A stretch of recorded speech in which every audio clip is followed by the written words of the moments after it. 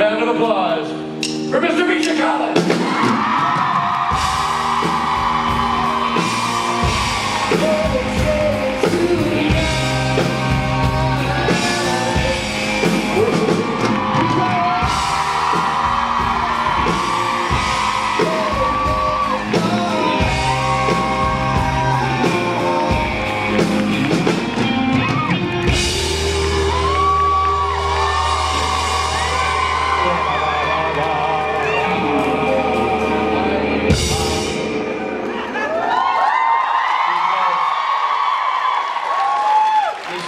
Misha Collins looked rather dapper today, surprisingly so.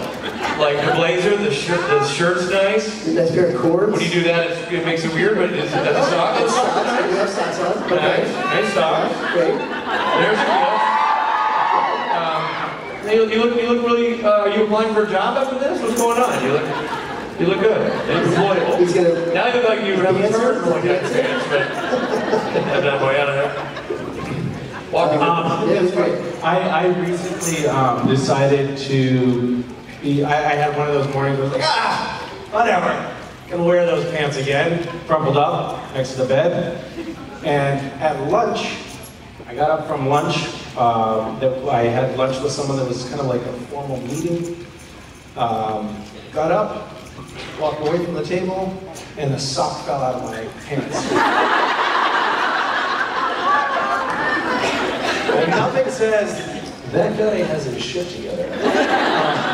More than a sock falling out of his pants after lunch. A dirty sock, it was. A very dirty sock. Perfect, great.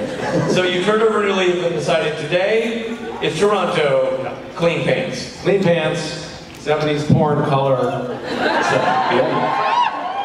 why I like it so much. Yeah. Maybe that's why I'm attracted to it. It's the 70s porn element. Yeah. I feel like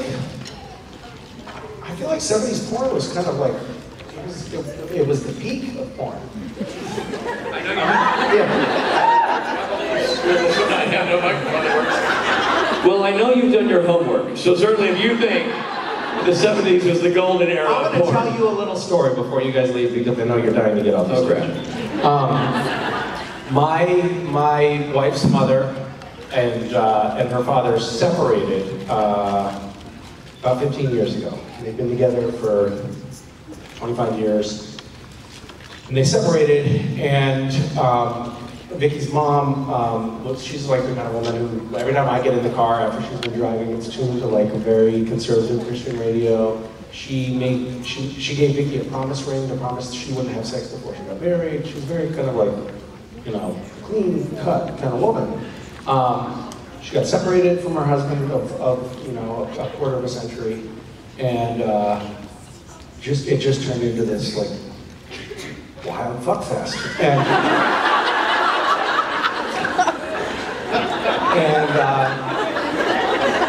Oh, good, the 8-year-old is going for the exit. Hi, buddy. I'm sorry about my I'm sorry. Tell me about thanks for the Christmas present.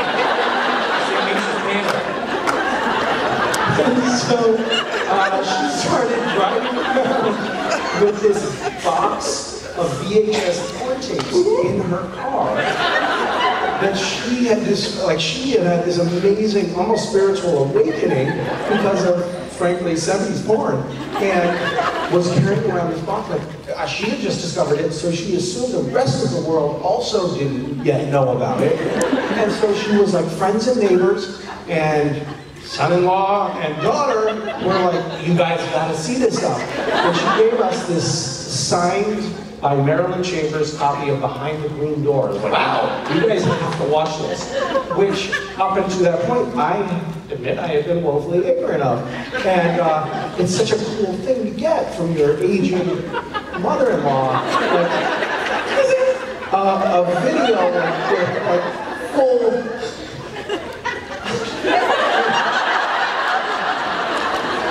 I leave it to your imagination. But Hand-holding aplenty. I'm so sorry. So, hugging and walking and Yeah. They just walked their faces off, I bet. Just walking, all their faces, yeah. and then everyone talking, and then walk. By the way, I'm sorry, folks.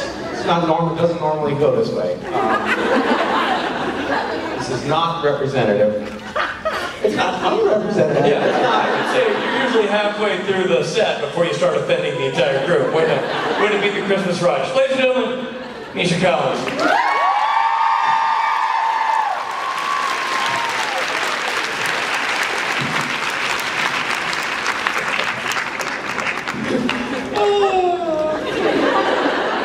I'm sorry. The great irony behind that is that the richest son is here today. He's been hanging out in the green room, making a mint, totally capitalizing on the situation because he has a swear jar. And if anybody swears, he gets $1. And he's making like way above minimum wage today. Kim just gave him a 20 and said, that should cover me. Which was smart for her to do the down payment, because I think she gets a better deal that way. How is everyone?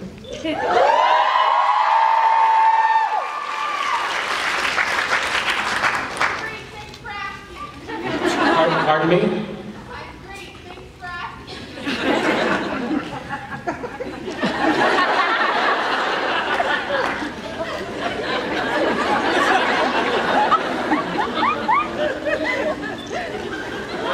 How did you just get to stand out from the entire crowd?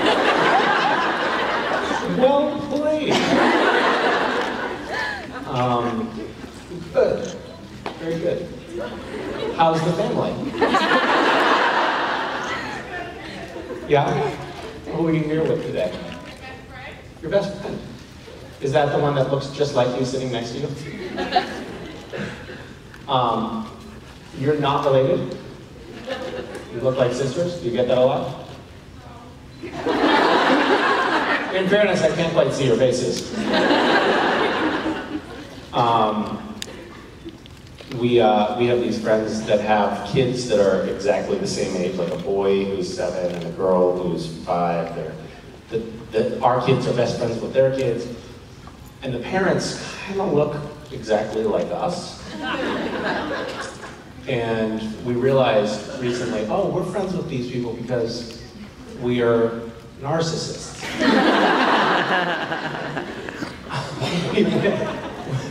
we live in Bellingham, Washington, and there's these islands out there, just sort of right off the coast. So we went out on a little motorboating trip. We went out to an island and had dinner, and then we tried to come back, and then the boat died, and then we were stuck out there. And all the motels were booked up, and there was nowhere to sleep. And there were, crying children and adults that were trying to be like, this is gonna be fun, guys. Well, it actually wasn't. But we ended up around this marina where we sort of got to know the folks that were running the marina because we were desperately asking for blankets and stuff. And it was hilarious because me and this other dad, I would walk up to somebody and you'd be like, all right, are you ready to flip? Somebody would walk up and be like, hey, are you ready to flip the boat around? I got the boat backed up there, and I'm like, I have no idea what you're talking about. Because this other guy, Ken, had just had a conversation with this guy, and they were confusing us. And that kept happening. I had this amazing, the woman that ran the marina, I had this amazing connection with, we just kind of fell in love with each other, and we just had this great conversation. And then the next morning, Ken walked up and she's like, hello! So good to see you! And Ken was like, anyway, so I'm a narcissist. We still love you. So do I love me too. He's the narcissist. Ken is a narcissist. I'm gonna tell him you said that. Okay. What do you guys want to talk about? Do you have questions? Do you have a question? Yes, I do. Okay. Hi, Misha. Hi. So I was wondering if you could talk a little bit about Castiel's relationship with kids because he's had to try and attack a half human, and turn into a little action figure, and then kill the half human, half angel, and now he's got like a half human Lucifer's son, and then there was times where he was, you know, rocking a child and singing. So, what's going on with kids in Cassia?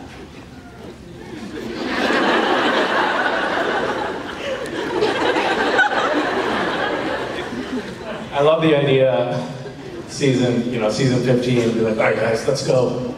There's signs of demons at the portal to heaven. We've got to go over there, and then I'd be like, oh, actually, Cass is not allowed near playgrounds. Unfortunately.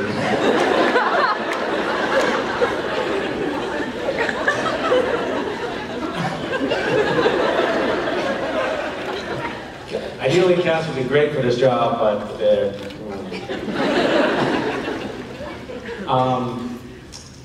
I think Cass has, I think the one sort of glaring omission in your laundry list of relationships with children is Cass's dynamic with Claire, which I think is the closest approximation that he ever had to really trying to be a paternal father figure. And I don't know, I actually think it's kind of in his character. Like he wants to be a protector, he wants to like help take care of people. The only problem is he doesn't know anything. And so it's really hard for him to like show somebody the ropes in any real way. But it's endearing, I think. I liked it when Cass was singing the theme song to The Greatest American Hero. That was awesome. To a baby. And I love the idea that like that's the song that Cass knew. He's like, I know that one. I sing that.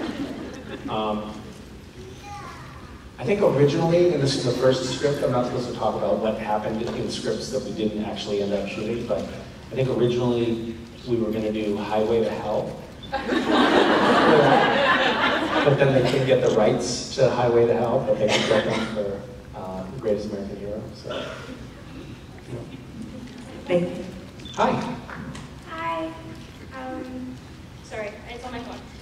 That's This is like okay. a generalized question. It's a what? It's a generalized question. Oh, okay. Sorry, big word.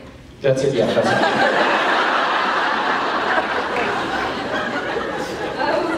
So what do you do to embarrass your kids?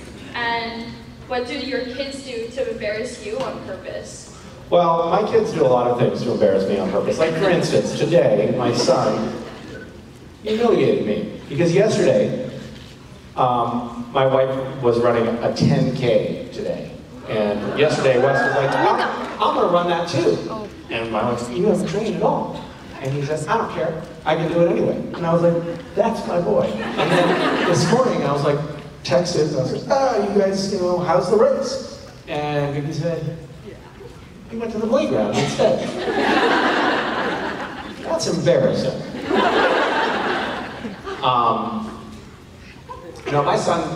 My son in particular has done. My daughter embarrasses me too. Now they're both really embarrassing. I've told some of these stories before, so I feel awkward because there's people who've been here and heard me tell the stories before, but it's their problem. Oh, here's one that I haven't told that much. So, I did a pilot years ago with Alyssa Milano, and after the pilot, she was like, I got a box at the Dodgers, stadium, if you want to come. Oh, this wasn't my son.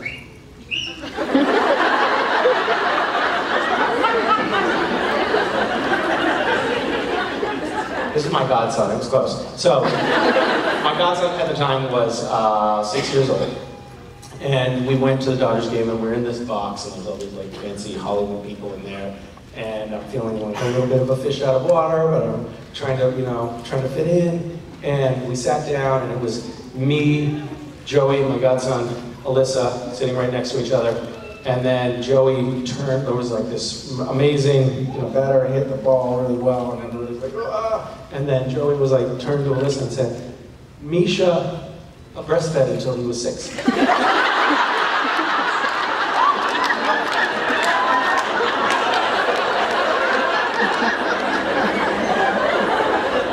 had nothing to do with what we were talking about. And there's no talking your way out of that, because even if it's not true, the fact that he had the notion that it was true is a sign that you are a bad godparent. Like, there's no good thing that, oh, you misunderstand. I was telling him about breasts, and he can't talk your way out of it.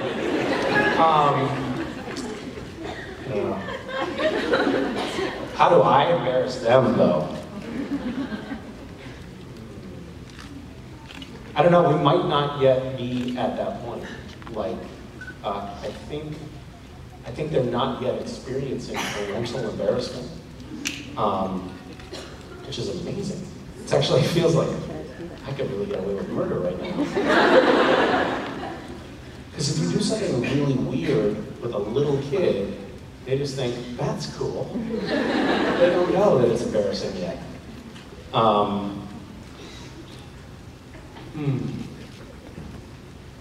Yeah, kids are funny.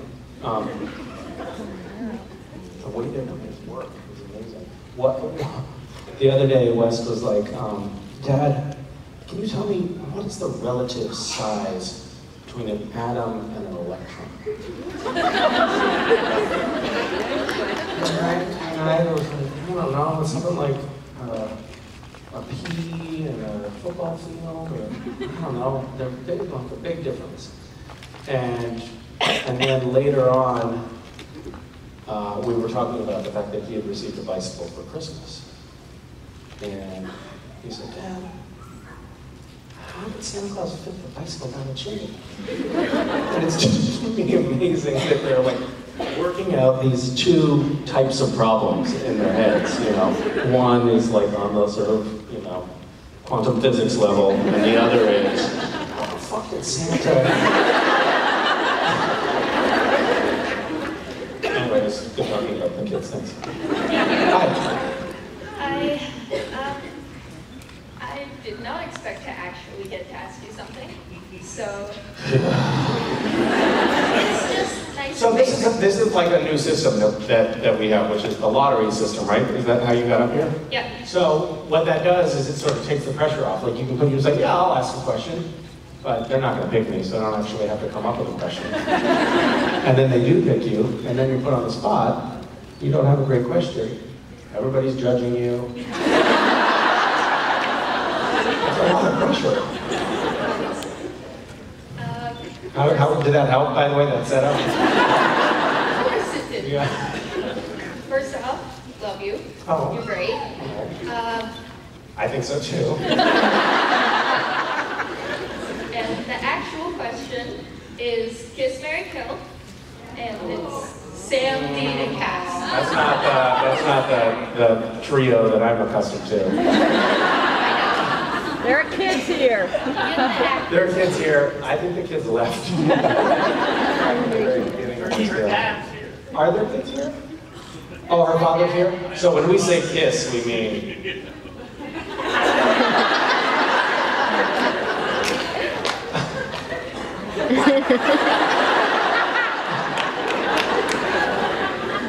What are my choices again? Sam, Dean, and Cass. Well, as a known narcissist, I'm going to go with Kiss and Marry with Cass. And then, can you do that? Can you double up? It's unconventional, I know, but...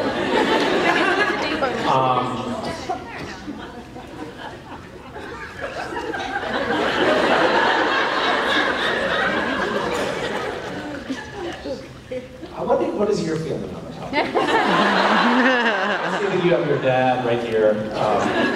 We've probably talked about it. I don't know.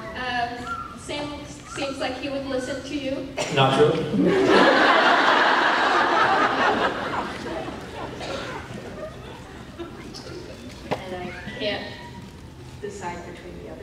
Yeah, it's tough, isn't it? It's I tough. can't kill anybody. You're gonna have to.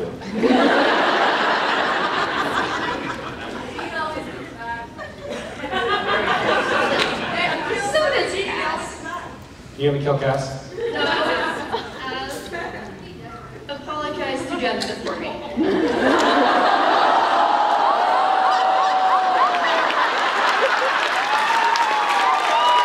Wait, so you just married Sam? Yeah, All right. you watch Harry Potter with me. Yeah, he would watch Harry Potter with you. What about your dad? How would he? You're gonna have to make a decision. Desert island situation. He would marry you. He would marry me? You're his favorite character. Sweet. Thank you. I make a mean waffle in the morning, so. Good job.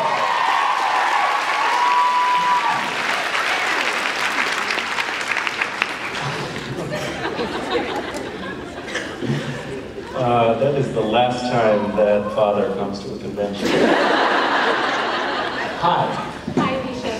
First of all, my daughter said whenever I get this close to you, say hello. She loved your cooking videos with your son. They're hilarious. Oh, thank My question to you is there a part of your character as Castiel that relates to your own character as Misha? And do you catch yourself exhibiting some of these characteristics at home? you. Well, when I play the role of Misha,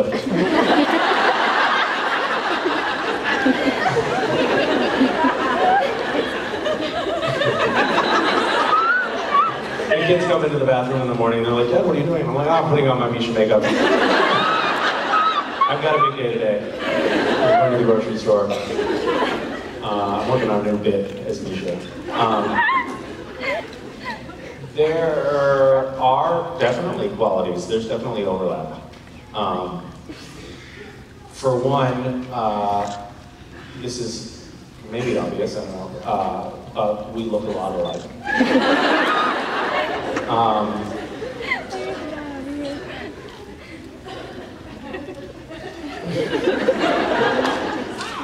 For two,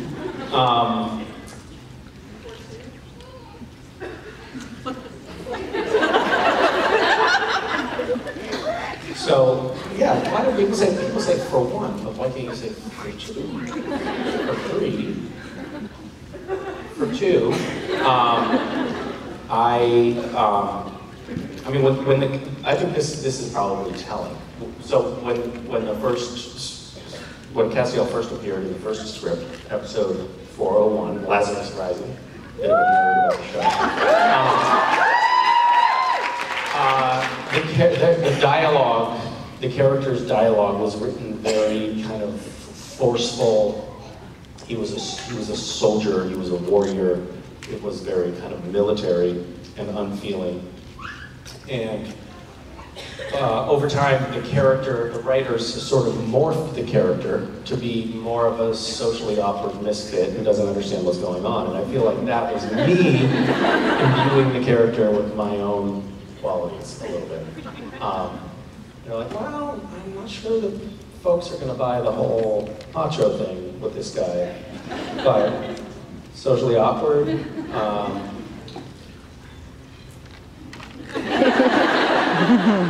Batty nails. There were a few qualities that. So my brother has some qualities that are kind of cast-like that I actually thought about. I'm like, Sasha has these kind of ethereal qualities to him. Like the way he looks at people at times can be kind of piercing. Like he'll just sort of stare at somebody and have this sort of, he has this sort of unflinching quality in interactions. So, or he can have that. So I actually consciously layered on a little bit of Sasha with Castiel, which is my brother. Yeah. Thank There you you. go. Sorry. First of all, sorry, I'm just here, like, Wait there. I can back up if you want. Sorry, you do it!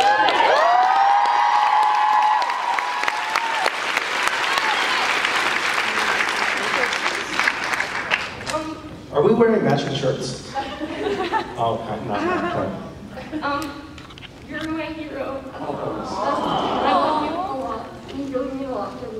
And thank you for everything that you've done. Just first of all. And my question is, if you could go anywhere in the world, where would you go and why?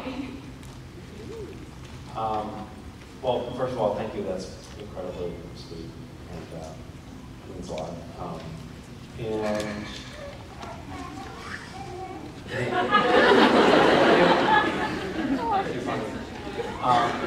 is that a child being tortured?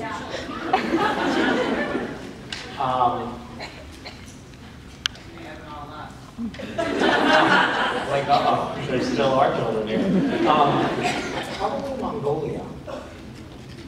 I've wanted to go to Mongolia for a long time. And did you say why? Yeah. So I watched this movie years ago. It was a Russian movie about the Mongolian steppe. It was called The Last Eden, I think, and it's about Mongolian herdspeople, and that life of just living in a felt yurt on the Mongolian steppe, and it's just such a radically different civilization. And I like the idea of seeing something that's completely removed from our day-to-day, and having the reminder that there are totally different ways to live. Thanks so much.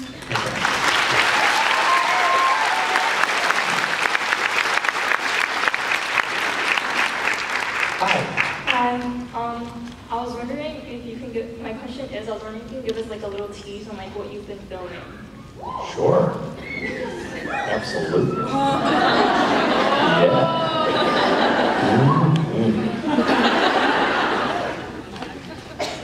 So next week, I believe, we will see the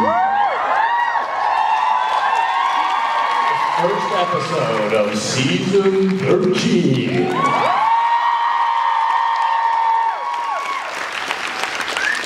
That sounds crazy. It's amazing that it's still going. So this episode, that was a bit much, wasn't it? I don't know what I'm allowed to tell you. Everything! Better to ask forgiveness than permission!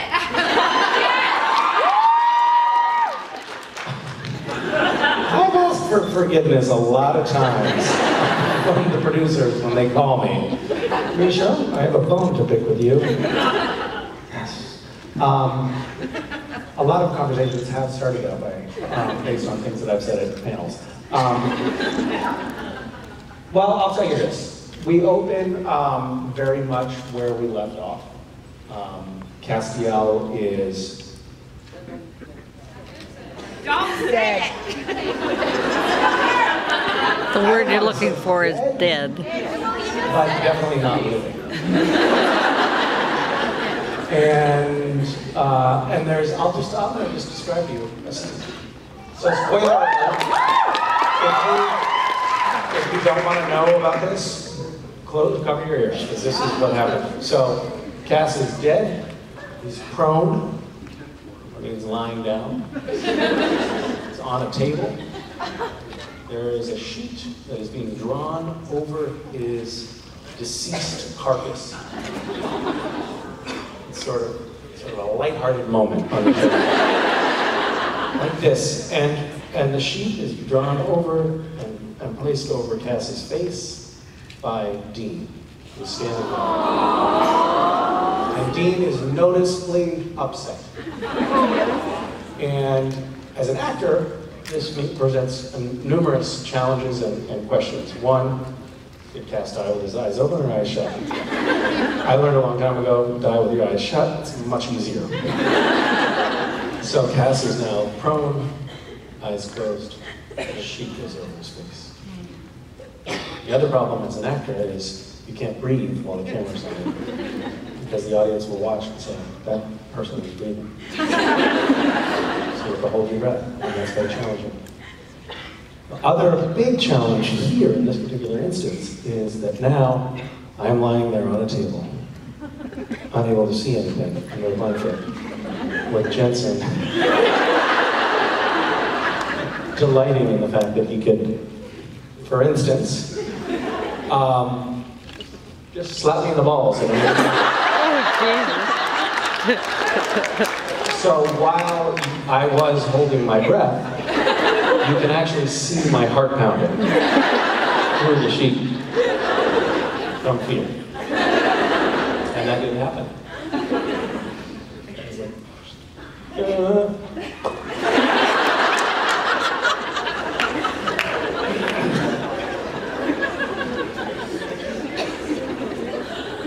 There you go. Hi. Hello. So, my question was that if Cass... Oh, what is your question now? The question used to be... The question I came up with... Yes, I'd love to know where it is. The question I want to ask you is, if Cass could bring any dead character back to life just to slap them in the face, who would it be? That is a real twist on who could you bring back. Because normally you're like, oh, who do I want to tell that I love them? You know, by answering this question. Like, oh, Charlie. But then you're like, just slap in the face.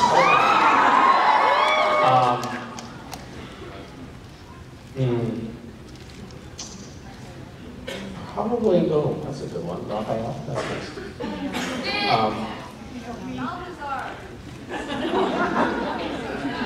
I wouldn't slap him in the face. I'd pinch his cheek. Crowley? No? Sounds fair. Too soon? Too soon! Okay, when are we allowed to talk about that? Never. Season 24. When he comes. I love the idea of actually, if we could just keep this going for 3 more seasons, I'd love to hit 24 because they said I could start making fun of Mark.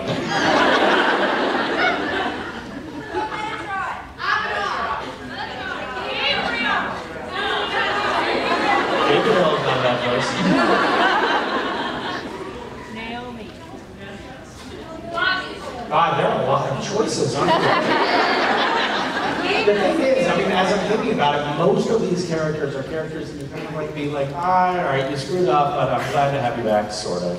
You know? Dick Roman! Good choice, yes. You win. That's a character that you're like, now die again. Thank you. Hi.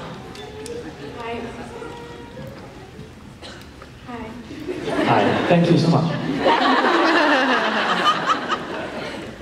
Okay, so if you could be any other character but Cass, who would it be?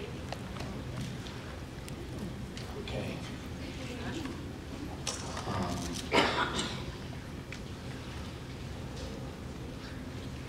Not Dick Roman. I mean, it's a tricky question. I mean, I really love, I love Rob's, I love Chuck, I love, God. I love the idea of being God. Again.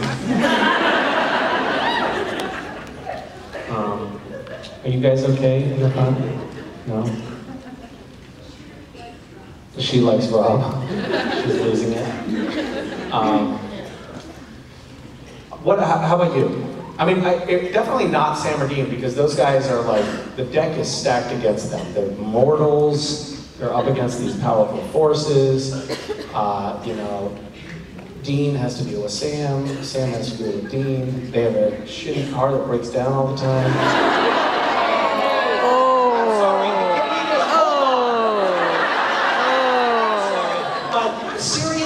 you're going to put like two guys who are constantly crisscrossing across the entire country in a 40-year-old vehicle? 50. So fucking unrealistic. They would spend the entire time in a service station. They need like a new Honda Civic. Something that gets great gas mileage. That's what they need. Sorry. I said it. I know. Oh. There's going to be like a big write-in campaign. Kill Castiel. Again. I've never said something as inflammatory in my life.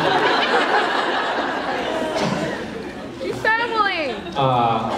I love Avery, and I would never really say something like that. But it's completely unrealistic and totally unbelievable. I mean, I buy that these guys are going in and like, you know, sealing the gates to purgatory and slaying demons and stuff like that. But come on, a 40-year-old car? 50. You can only suspend your disbelief so far.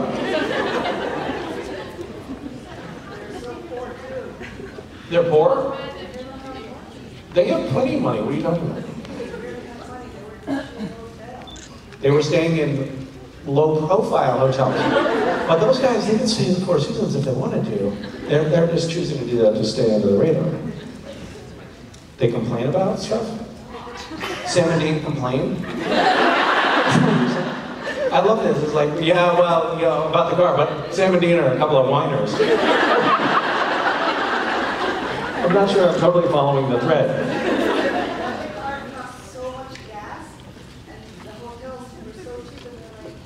She has a great point. Also unrealistic. If they had the kind of funding that you would need to drive a gas guzzler like that across country, then they would be staying at posh hotels.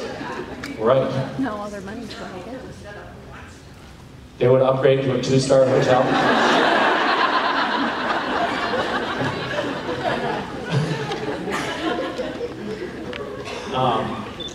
I used to do a lot of road trips in my youth, and I was always I always had a station wagon, so that you could sleep in the back. That was sort of. But if it was like a situation where you didn't want to sleep in the car, it would always be what is the cheapest place in this town. That was the only criteria I would look for, and I stayed at some remarkable places. Places that had ticks on the bedspreads, blood stains on the sheets, glory holes on the walls. I'm not kidding. It was awesome. And it never occurred to me that there could be any other way to evaluate like a motel than just the price. That's it. That's all you're looking for is just the cheapest. I don't miss that much. What were we talking about? A character you want to Oh my god. I feel like we really strayed here.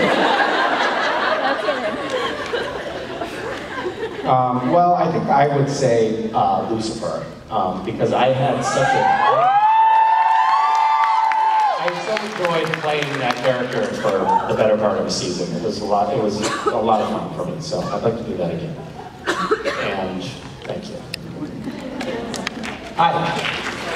Bonjour, Misha. Bonjour.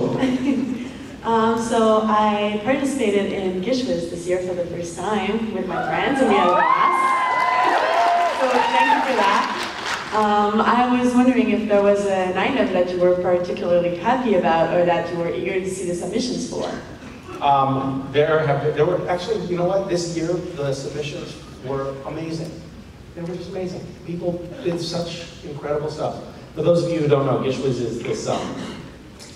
I call it a scavenger hunt, but it's not really a scavenger hunt. It's like It's challenges. It's like a week of weird challenges and acts of humiliation that people have to do in order to get points. And it's kind of incredible the things that people generate. I mean,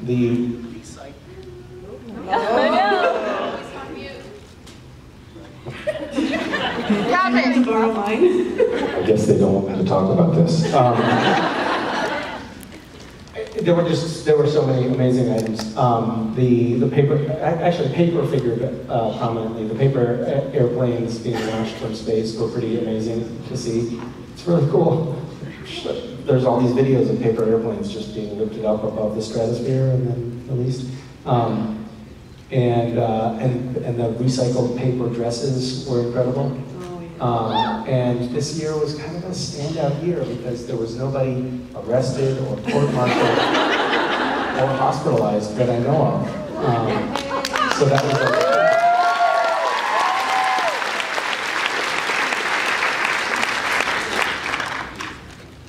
yeah. How about you? What was your favorite? I had a lot of fun doing all the chickens come home to Proust, just because I had the chickens, so my stepdad was just throwing eggs at me, so that the chicken would come around and I'd act like I was scared. So that was my favorite one to do. Your dad was throwing eggs at you? Yeah, they do like the eggshells. The chickens will eat the eggshells if you give them. Apparently it's good with like for calcium and all that kind of stuff, I don't know. So, was he throwing whole eggs at you? No, we ate the eggs, we kept the shells, and he was just throwing eggshells. Sorry, pardon my French. A little, so to speak. So it was just a little bit of lighthearted chicken cannibalism. Yeah. That's like the only thing my parents understood about the whole thing. They're like, this is all weird, but we can get behind chickens eating their babies. So thank you for that. We'll see. Thank you. Yes. Hi. Hi. First, I just wanted to thank you so much for doing Gish Whiz. It really helped me get through a really low period in my life this year. So thank you for that. Thank you for being willing to do something so strange. It was fun. It was definitely fun, and it gave me a bright point. Were you with a team of people that you knew, or were you assigned to a team of strangers? No, it was just a team of strangers. Really? Yeah. And they were cool? They were very supportive. Awesome. It was my grandma died, so they were like really supportive, and doing Gish Whiz really helped me when I was down. Awesome. But my question is, so we've seen, oh my God, I'm shaking. We've seen Cass and Chuck sort of interact after Lucifer got expelled, but they never really had a chance to hash out any of their issues. Yeah. So my question is, how do you think a meeting between Cass and Chuck would go, given everything that Chuck has done as an absentee father, and everything Cass has done, including the whole, trying to be God thing? So. Yeah, that is a little weird, isn't it? Sorry, Dad, about you. I think both of those characters are, and kind of like me and Rob, both are kind of slightly neurotic characters. And I think that they're both also, they're both kind of down on themselves. They feel like they've screwed up. So I have a feeling that conversation would be rife with apology. A lot of mea culpa kind of stuff, in an effort to mend fences. I think both of them would like to have a better, stronger relationship. I actually think that the stronger father-son bond was between Lucifer and God and not Cass. It's like Lucifer was maybe the first child, and Cass was the 700th. It's like, all right, you're one of the other little kids, So I don't think that the bond was ever as strong between Cass and Chuck as between Lucifer and God. Yeah. Thank you. Thanks. Hi. Hello, how are you? I'm well, thank you. I was just wondering, how did you get into acting? I read that you were like a White House personnel, and then you went into acting, and it's very different. Or is it?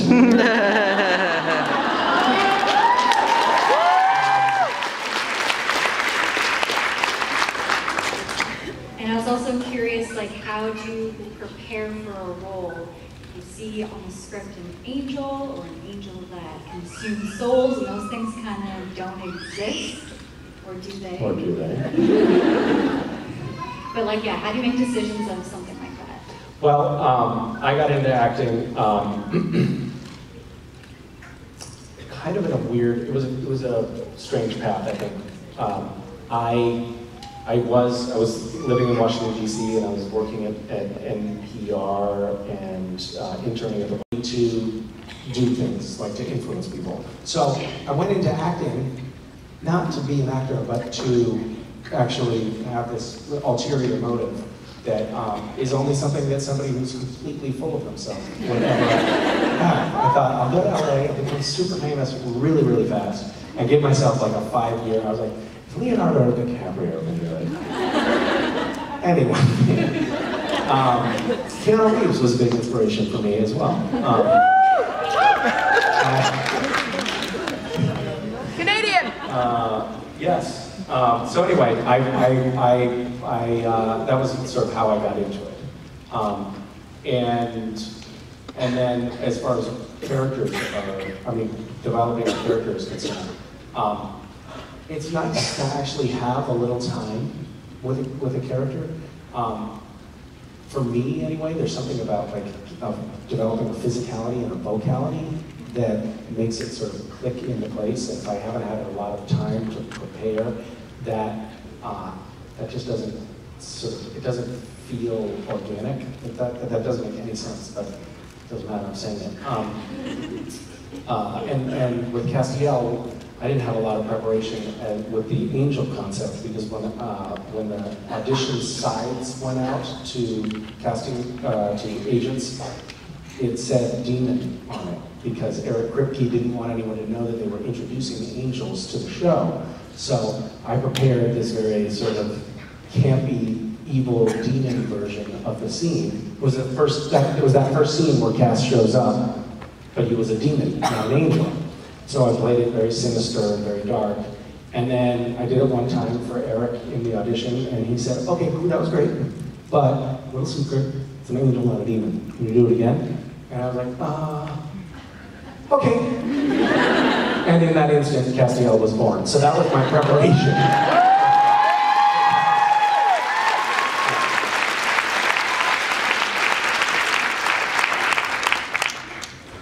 Thank you. Did I answer any of your questions? Yes. Okay. Hi. Hello.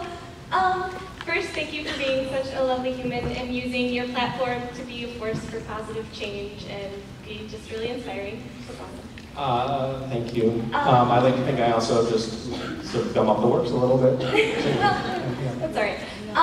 Get Okay. people court-martialed and stuff like that. This is a question my sister Chelsea had for you. Okay. You've played a lot of iterations of Cass. You've been human Cass, and you've been loose for a little while, God and crazy. What was your favorite version of Castiel to play?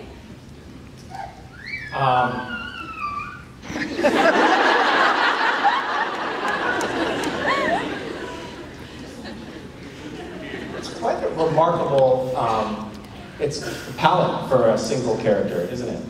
To be both God and crazy and Lucifer and all. It's a lot.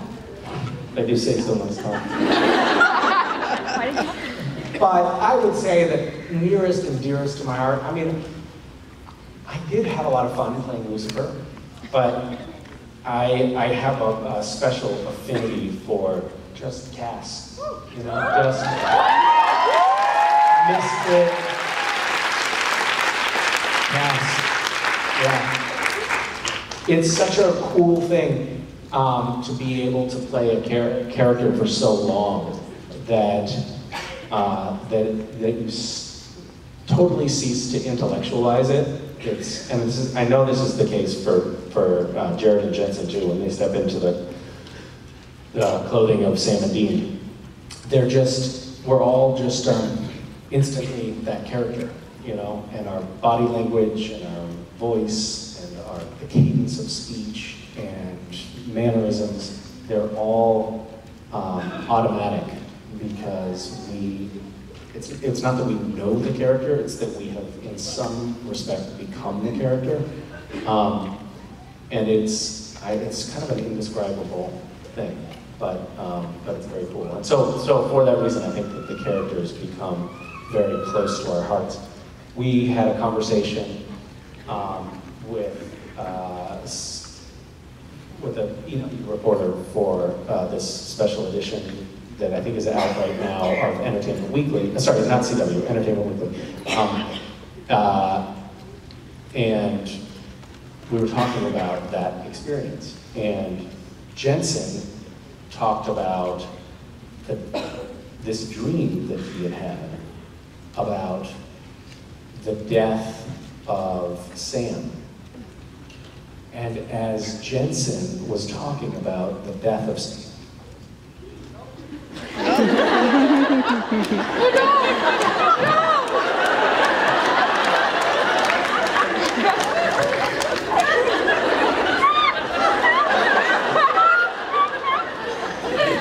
yeah, it was amazing.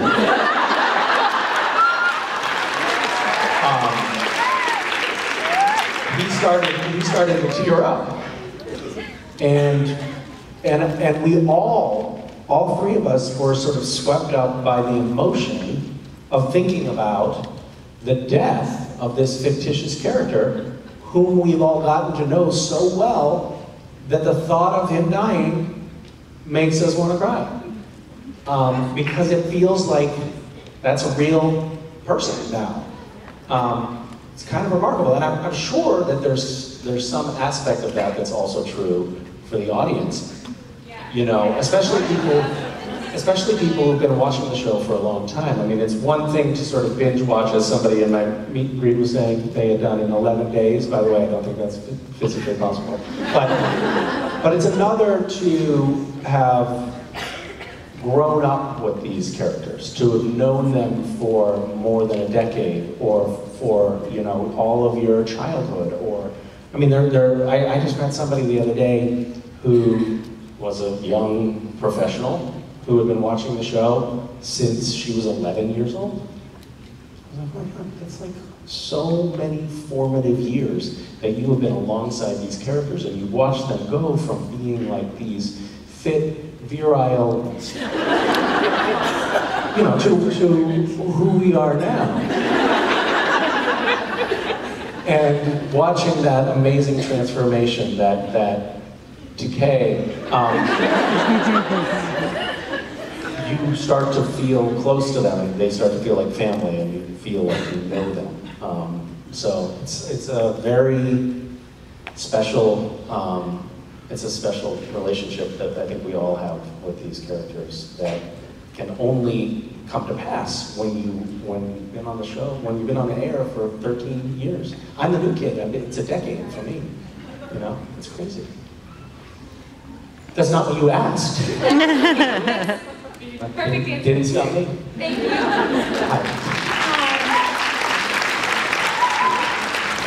So this might actually be the most important question you're asked all weekend. Finally. What is your favorite Queen song? That's a stupid question. Obviously, Bohemian Rhapsody. Why Bohemian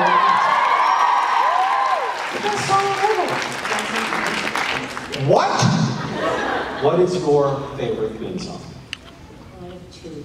Bohemian Rhapsody is one of them, isn't it? What? No, it's Stone Cold Crazy. Okay. And You and I. Bohemian Rhapsody is better. I'm sorry to say this, but you're wrong. I mean, come on. That song, in one single song, we span like multiple genres of music. Just think of the key changes that go on in that song. It's mind-boggling. I'm not saying that my two favorite songs are better than Bohemian Rhapsody. I'm saying that They're they're favorite. Okay, that's fair. I guess you can bring subjectivity into this. It's a loophole. Like, objectively, Bohemian Rhapsody is better. It's an amazing song. There's an amazing video online, by the way, of this guy who got arrested. He's in a police cruiser. And have any of you seen this? You have to Google it. Guy got arrested, Bohemian Rhapsody. He's behind a little cage in the police car, and the police cam is recording, and he is singing from soup to nuts, beginning of the song all the way through. All of Bohemian Rhapsody. And he's kind of slaying it. It's so great. It's awesome. It's a true, like, that moment is a real celebration of the human spirit. He's arrested and he doesn't care. He's going to sing Bohemian Rhapsody to the cops, and everybody in the car is going to be like, that sounds pretty good. My kids love Bohemian Rhapsody too. They sing it with gusto. Not to diminish your choices, by the way. I'm sorry, what? Not to diminish your choices. I respect your opinion, even if it is wrong. It takes all kinds. Last question. Thank you. Thank you. Hi. Hi. Oh goodness. Okay, so the question that I had was, if you were to be able to ask someone you admire a question, what would it be and how would you answer it? Well, funny you should ask that. I'm not going to really answer your question, but I'm going to tell you that somebody asked me, I think it was at the last convention, very recently, somebody asked me, if you could meet anyone alive and have coffee with them, who would it be? And I went into this long diatribe about this guy named Bob Garfield, who is a National Public Radio personality who has long been a hero of mine. He's just awesome. He hosts this show now called On the Media, but he used to do these shows that were just incredible, where he basically would just, like for example, he went to Nashville. He was in that, have I told you about this guy, Bob Garfield? He went to Nashville, and he was there for a conference, and then he was like listening to the radio, hearing all these hit country music songs. He's like, these sound easy to write. How hard could it be to write a hit country music song? And so he did this radio story on what would it take just to write a hit country music song. And he just walks in cold to a recording studio and says, hey, I want to do a hit country music song. Can you guys help me out? He's not a musician, doesn't know anything about what he's doing. The song that he ends up writing is about playing phone tag. And the piece, this is like it was on All Things Considered. The piece ends with Willie Nelson recording the song. Like, he's just a genius. He's a genius. So I said this at a panel, I think it was the last convention or the convention before when somebody asked that question. And the next day I got a call from Bob Garfield. I was like, my Twitter's been blowing up. I gotta talk to you. Isn't that awesome? How did he get your number? I don't know. I think the big story here is that Garfield's a stalker. So did you go to lunch with him? Isn't that awesome? Did you go to lunch with him? No, but we're planning to. This is all very recent. Isn't that cool? Wow. So yeah, if you have anything, like anybody you want to meet, you should just say it right now. Eddie Vedder, I would love to have lunch with you. Hey Robert, have lunch with Bobby B. We should go to Gordon's. Let's get some cheese and some bread and some wine. Picnic, Bob. It's not going to come true if you keep doing it. Picnic, Bob. In my scenario, Eddie Vedder hits on you. Yeah. He invited you out for a picnic with cheese, bread, and wine. Ruining it. Sorry, Bob, but I ruined your day with me. I put it out in the universe, and in the universe, all I heard was this. Six fingers screwing, Bob goes dead. I hope your mic goes out again. That's the best when your mic goes out. Remember that? Could we kill the red mic? Oh, they've been killing it all night. How did it go with offending the children? Did you score that after you left? Was that a thing? Well, I found out pretty much maybe 4/5 of the way into the evening's program that there were still some children here. Right there, they started crying. But I think it went okay. I mean, nobody has let me know about any lawsuits or anything. Toronto, how was it?